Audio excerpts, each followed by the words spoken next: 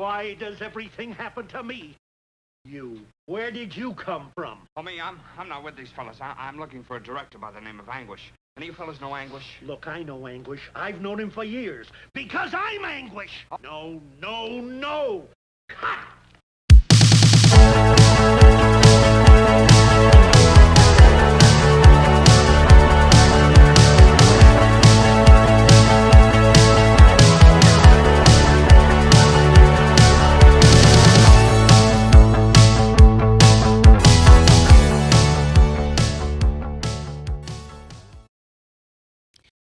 Good day, everyone, and welcome to the latest episode of the Real Life in Postcard Views podcast. When I started this podcast, I told you that I'm also gonna be talking about pop culture. And so, here we are, my first episode about movies. I'm actually a film buff and have been one since college in the 1990s. And as a film enthusiast, I do follow award shows, and of course, I'm always excited about the Oscars. Some film buffs are too ashamed to admit that they don't care about these award shows. Most of all, the Academy Awards. Don't believe them because trust me, they do.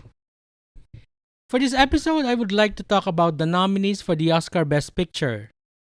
I would like to tell you what I think about each movie. And towards the end, I'm going to tell you who I think could win Best Picture. What movie could win Best Picture. Don't worry, this will be spoiler-free. The nominations were announced on February 8, and for this year, they had 10 nominated films for Best Picture. For the longest time, there were always only 5 nominees in this category, but that changed more than 10 years ago when the very popular film The Dark Knight failed to get nominated for Best Picture, and people accused the Academy of being out of touch. They have since increased the number of nominees. Most importantly, the Academy also increased its membership and made its roster of members more diverse, with a record number of new members coming from outside the US. These reforms in its membership is credited for significantly changing the kind of movies that get nominated and win the Best Picture Oscar. This is why people say, and deservedly so, movies like Moonlight, and most importantly, the Korean movie Parasite, won Best Picture. And movies like Black Panther and Roma get nominated and win in different categories. Remember when only studio movies like Out of Africa and Driving Miss Daisy won Oscars? For the year 2021, the 10 movies nominated for Best Picture are the following: Kenneth Branagh's Belfast, Sean Heeder's Coda, Adam McKay's Don't Look Up, Yusuke Hamaguchi's Drive My Car, Denis Villeneuve's Dune, Reynaldo Marcus Green's King Richard, Paul Thomas Anderson's Licorice Pizza, Guillermo del Toro's Nightmare Alley, Jane Campion's The Power of the Dog, and Steven Spielberg's West Side Story. I'm really happy to have seen all of these movies. Let's get on with each of them. I'm going to do this in alphabetical order. First on the list is Belfast, from writer-director Kenneth Branagh. Belfast is a heartwarming, crowd-pleasing coming-of-age movie that is said to be semi-autobiographical, from Branagh's experiences growing up in Northern Ireland. Story-wise and stylistically, down to its black and white cinematography, the movie recalls another recent Oscar winner, Alfonso Cuarón's Roma. The movie has memorable performances from Katrina Balfe, Jamie Dornan, and charming child actor Jude Hill, but it's the quiet supporting performances by Judi Dench and Ciarán Hinds that got nominated for the Oscars. This is an actor's movie, and it is expected to get a lot of votes from the Academy's biggest branch, the Actors Guild. Kenneth Branagh has 3 nominations for Best Picture as one of the movie's producers, for Best Director, and Best Screenplay. Branagh has been nominated many times for Oscars from movies like Henry V and Hamlet, but he has, unbelievably, never won one. He's not only a great actor, but also a very capable director of fun all-star ensembles like Much Ado About Nothing, one of my favorites from 1993, Murder on the Orient Express, and most recently, Death on the Nile. Let's not forget that he also directed such commercial films as the first Thor movie, in my honest opinion, elevating the material to near Shakespeare level, his favorite subject. His history in Hollywood and his excellence bode well for Oscar night. Meanwhile, Coda, our second nominated film, is a story about a girl who feels she has to choose between her family and pursuing her art, in this case, singing. We have seen this movie before. There have been many movies along this theme, usually ending with a big musical number in which the main character realizes what she has to do. I could not stop thinking about other movies like this, like Sister Act 2 Back in the Habit, with Whoopi Goldberg and a very young Lauryn Hill before she became famous. Then there's the criminally underrated 2003 movie entitled Camp, which is about young people doing musical theater. And how about 2000 Center Stage, which is about ballet? And how about the TV show Fame from the 80s? Unfortunately for Coda, those titles I mentioned were all better than this movie. Even High School Musical was more fun, in my opinion. The only thing different this time, though, is that the main protagonist's family is hearing impaired, making her decision extra difficult to make. But having said that, I'm not sure if this new element in a familiar story is enough. If we were back to 5 nominees in the Best Picture category, I think Coda would not have made it. What else is there to say about Adam McKay's Don't Look Up? It has become one of Netflix's most popular films ever. I like that this film is a satire because not many satirical movies are getting made anymore. Having said that, while I love satirical and irreverent movies like The Life of Brian and Doctor Strangelove, I just didn't like Don't Look Up. I could not sit through this movie in one go because I thought it was so irritating. I feel that the director thinks he's smarter than he actually is, and I have read articles saying the same thing. This movie has an all-star cast, but I would include this movie among their worst performances. Jennifer Lawrence is as grating here as in that unbearable movie of hers, Silver Linings Playbook. Unfortunately, she did win an Oscar for that movie, so that partially explains why Hollywood likes Don't Look Up. The only thing I like about this movie is Cate Blanchett's performance as a Fox News-esque newsreader. I think Kate can do anything. The next nominee is Yusuke Hamaguchi's Drive My Car. Yes, a Japanese film actually got nominated for Best Picture, but not only that. It also got nominated for Best Director, Best Adapted Screenplay, and Best International Feature Film.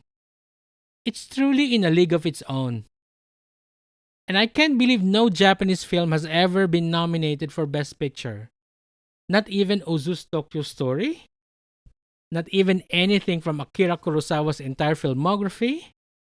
It's a testament to the Oscars' changes in membership that the Japanese film finally made it. Or, it could be that Drive My Car is just an excellent film. The story revolves around a theater actor and director who goes to Hiroshima to direct a stage adaptation of Anton Chekhov's Uncle Vanya while mourning the recent death of his wife. But it's so much more than that. This movie has so many different elements and textures, and the director, Yusuke Hamaguchi, skillfully blends them into something that feels whole and that is both touching and cinematic. This is a movie that satisfies both the brain and the heart. I can also see why this has become an Academy favorite. You know, movies about the artistic process, especially that of actors, as well as the behind the scenes in putting up a show, has always done well at the Oscars. It will not go empty-handed. I expect Denis Villeneuve's Dune to sweep the technical categories. But can it win Best Picture? I can tell you now with 100% certainty that it won't, simply because this movie is just part one of a two-part movie. This has happened before. Remember 20 years ago when all three Lord of the Rings films got nominated for Best Picture, but only the third one won? Actually, the first one, The Fellowship of the Ring, was arguably the best movie of 2001 and the best in the series. But even that did not win Best Picture. However, when it was the third one's turn, The Return of the King, it won everything it was nominated for. 11 Oscars in one night. I'm not saying that Dune will finally win when the second one rolls around, but this isn't the first time that somebody tried to adapt Frank Herbert's Dune into a movie. In fact, those previous attempts are celebrated as noble failures. Dune has a reputation for being a book that is difficult to adapt into film. Having said that, many of the novel's fans feel that Denis Villeneuve's attempt is the best one so far. Let's wait for that part 2, and maybe even Villeneuve will get nominated for Best Director, or even win. The movie King Richard is about Richard Williams, the father of tennis superstars Venus and Serena Williams. It is the story of how Mr. Williams encouraged and steered the lives of Venus and Serena into who they are right now. Everything happened because it was planned that way, even before the girls were even born. The lead role is played by Will Smith, and I have a feeling it is Will Smith's time to finally win the Oscar Best Actor. He was previously nominated for Ali and The Pursuit of Happiness, in which he was truly excellent in both, and I can't believe he did not win for either. Not taking away anything from Will Smith, but the star of the movie is the movie itself. Biopics like this are not new. It's easy for movies like this to be generic, forgettable, to fall into cliches. But while watching this movie, I felt that the movie was intentionally trying to not fall into cliches. I mean, just when you think, oh, here's the part where everything breaks down or where the character does this, the movie doesn't. King Richard is a finely crafted, well-acted, well-written ensemble piece. I never thought I would like it, but I truly did. Licorice Pizza is nominated not only for Best Picture, but also for Best Director and Best Screenplay. Paul Thomas Anderson is one of the best directors working today, and though he has made only 9 full-length movies so far, they're all memorable.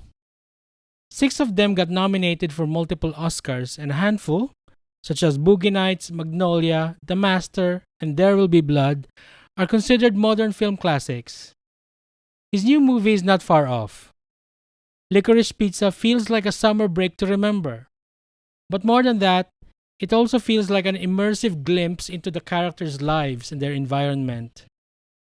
If you like teen-centered coming-of-age movies set in America in the 70s, like Almost Famous and Dazed and Confused, well, this movie feels right at home in that group. Great performances from the leads, both first-time actors. Cooper Hoffman is the son of the late great actor Philip Seymour Hoffman, while the female lead is American musician Alana Haim of the band Haim, who really should have been nominated for Best Actress, but wasn't. There are also high-profile cameos like Bradley Cooper, Tom Waits, and Sean Penn, but my favorite is dependable funny man John Michael Higgins, a veteran of Christopher Guest improv mockumentaries like Best in Show and A Mighty Wind. Next up is Guillermo del Toro's Nightmare Alley. I like Guillermo del Toro's movies, but not all. One of those movies I did not like was The Shape of Water, which inexplicably won Best Picture a few years back. Nightmare Alley feels like the cousin of The Shape of Water. Almost the same time period, similar tone, cinematography. I mean, could they have taken place in the same world? Nightmare Alley is an adaptation of a novel published in 1946, and it was already made into a movie in 1947 starring Tyrone Power. The movie can be classified as film noir, with good performances from an all-star cast led by Bradley Cooper. I thought the movie's pretty average, but the nominations for production design and cinematography are justified. Leading the pack with 12 nominations is Netflix's The Power of the Dog, directed by New Zealand female director Jane Campion. The Power of the Dog is like a modern western, with sweeping camera work and a memorable soundtrack from Radiohead's Johnny Greenwood. A heavy favorite to win Best Director is Jane Campion, on her second trip to the Oscars after 1993's fantastic The Piano, a modern film classic. The Power of the Dog, though, is no The Piano. Should it really be so slow? I had to speed up the movie a bit to make it bearable for me. While I like the performances of the supporting cast, especially that of Jesse Plemons, am I the only one who thinks Benedict Cumberbatch was miscast as a perpetually pissed off ranch owner from Montana? I never bought it for a minute. Much of the movie feels empty as the landscape, but it did get more interesting in its last third. Some might characterize the movie as a slow burner. Stop. Drive is a slow burner. So is There Will Be Blood, Midsommar, Villeneuve's Arrival, Donnie Darko. The Power of the Dog is just slow, and I'm not even sure if the ending pays off or justified. And now we get to our final film, Steven Spielberg's adaptation of West Side Story. The movie feels less an adaptation of the Broadway musical, but more like a remake of the iconic 1961 film, directed by Robert Wise and Jerome Robbins, starring Natalie Wood, Richard Beymer, and Rita Moreno. I'm not a huge fan of the original movie, but I'm a fan of the original Broadway cast recording, so that's where I'm coming from in relation to this piece of work. The Spielberg adaptation certainly works. I had doubts walking into the theater, but when Romeo and Juliet, Tony and Maria, finally meet, I think a tear fell from one of my eyes. I felt that. This could work. It's a fine cast, the best one being Ariana DeBose in the Rita Moreno role. The cast did good on the soundtrack, comparable to the 1961 movie, but nowhere near as good as the original Broadway cast.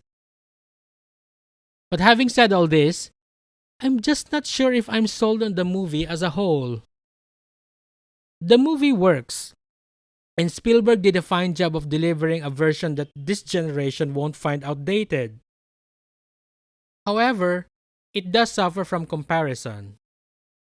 The 1961 movie is a cultural touchstone, winning 11 Academy Awards. The new movie isn't, or maybe doesn't really try to. And in the context of Spielberg's filmography, it won't be regarded as one of his best, but one of his late period movies, along with the likes of Bridge of Spies and The Terminal, that will be considered noble efforts but did not quite hit the spot. While obviously there is strong support for this movie in Hollywood, I also read that people in Hollywood are asking why the film had to be made in the first place. It's good. But is this truly necessary? So now, we've come to my ranking of these Oscar-nominated films for Best Picture. From the not-so-good to the excellent. At number 10, Last Spot, Don't Look Up. 9, Nightmare Alley. 8, Coda. Number 7, The Power of the Dog. Number 6, Dune. At number 5, West Side Story. Number 4, Belfast. At number 3, Licorice Pizza. At number 2, King Richard. And at my number 1, Drive My Car. However, while I believe that Drive My Car is the best of the bunch, I'm almost certain that the Academy will not give the Best Picture Oscar to a Japanese art film. Drive My Car is no Parasite. I don't think history will repeat itself come Oscar night, which by the way is on March 28. or morning of March 29 in the Philippines. My bet is that the final battle for the Academy's votes is going to be between King Richard and Belfast, which are both crowd-pleasing movies about family and sticking together in times of trouble. A timely theme that will not be lost on the Academy members. But you might say, but what about The Power of the Dog with its 12 nominations? Spielberg's The Color Purple was nominated for 11 Oscars. It did not win anything. Scorsese's Gangs of New York was nominated for 10. Did not win anything. Last year, David Fincher's Mank led the nominations with 10, but only got 2 technical awards. So you see, it's no guarantee. I also think that the spots given to Don't Look Up and Nightmare Alley could have easily been given to more deserving movies, like Lin-Manuel Miranda's adaptation of Jonathan Larson's Tick Tick Boom starring Andrew Garfield, or Wes Anderson's The French Dispatch, which, unbelievably, was not nominated for anything, not even for production design or cinematography or screenplay, or Tilda Swinton and others for acting. Seriously. Did somebody say Spider-Man No Way Home? I'm so sorry, but for me, it's not even 2021's best Marvel movie. I think that distinction belongs to Shang-Chi. And that's it for this episode of the Real Life and Postcard Views podcast. Available on your favorite podcast source. We are now on Spotify, Apple Podcasts, YouTube, Amazon Music, and Audible. Please don't forget to subscribe to this channel. We have new content every other week or so, or, twice a month. If you're listening on YouTube, hit the notification button and drop us a comment below. Visit our website at paolomaligaya.org and follow us on our social media channels. Have a great day. God bless you and stay safe.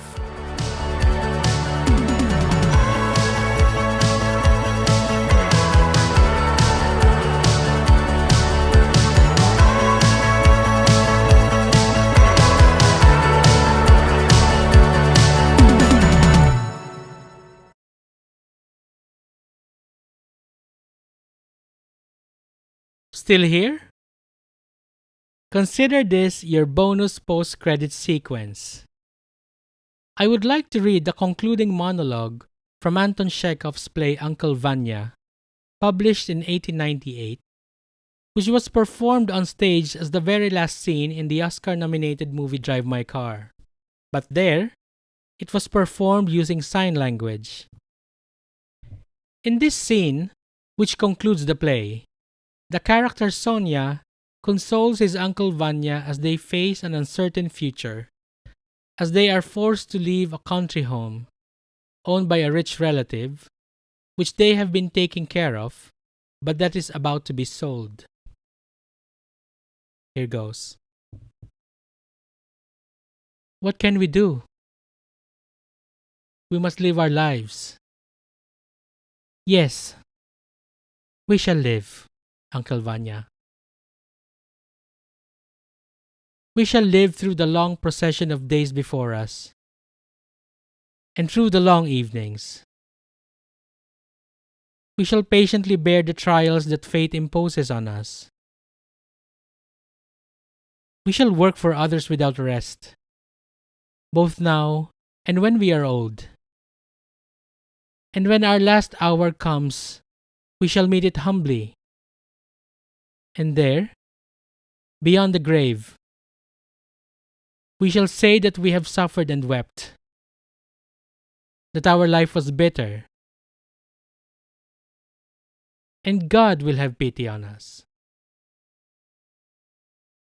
Then, dear, dear uncle, we shall see that bright and beautiful life. We shall rejoice and look back upon our sorrow here. A tender smile, and we shall rest.